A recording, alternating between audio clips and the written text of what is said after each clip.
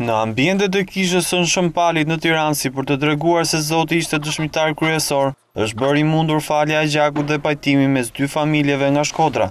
Gjakmarrja qëndronte mbi këto dy familje prej 6 vjetësh, gati për viktimen e radhës. Por fal vullnetit të dy familjeve dhe Komitetit Mbarkombëtar të Pajtimit të Gjaqeve, është bërë i mundur shuarja e këtij konflikti brenda të njëjtit fis. Duke i bekuar të gjithë pjesëtarët e dy familjeve dhe ndërmjetësuesit në pajtim, prifti i kishës së Shëmpalit bëri apel që raste të tilla të jenë më të shpesha në shtëpinë e Zotit. Shembullin tuaj ta ndjekin edhe shumë të tjerë, sepse sa shumë njerëz, sa shumë edhe fëmijë të pafajshëm janë të ngujuar.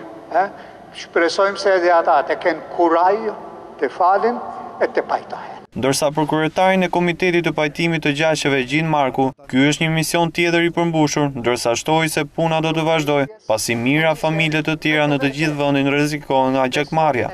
Ata tani kanë vendosur të gjithë sa janë njerëz që këta që janë në Shqipëri të jenë përjetësisht vëllezër, të mundohen të ngrihen mbi dhimbje dhe të mbajnë edhe, si thua, lumturinë se edhe pjesa tjetër që psoi një fatkeqësi kaq të madhe me humbjen e dy vetëve është stabilizuar tani në sajt punës komitetit, ne kemi stabilizuar ata. Marku sqaroi se fal punës së misionarëve të pajtimit dhe vullnetit të palëve të përfshira në gjak, është bërë i mundur që 500 fëmijë të shpëtohen nga ngujimi vetëm në këtë vit.